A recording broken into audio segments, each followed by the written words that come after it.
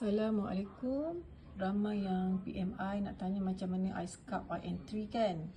So memang lajulah. Especially sekarang I suka trade time ni sebab I scalper. Tengok So I buat setting I macam ni je. Maksudnya per trade I nak ambil $1, I buat satu basket. Jadi tak kira market trending up ke ataupun down ke, I tetap akan making profit sebab kita pakai basket. Maksudnya basket tu akan tengok whether $1 tu masa you sell atau masa you buy. You pilih mana satu, tak kisah punya.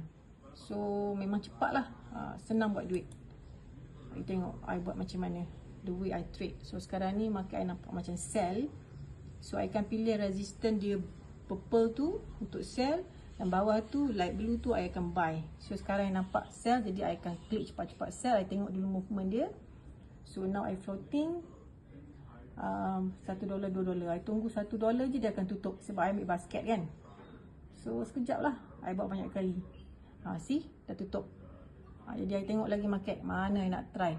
Semalam I ambil 3, sekarang ni ambil 1 sen je. So jaga money management, tak susah nak MC lah. Account I tak pernah MC, so mau I trade I buka this one. Nampak tak? Okay, so I nampak sell lagi. I nampak dia nak pergi resistance biru tu, I sell lagi. Sell lagi.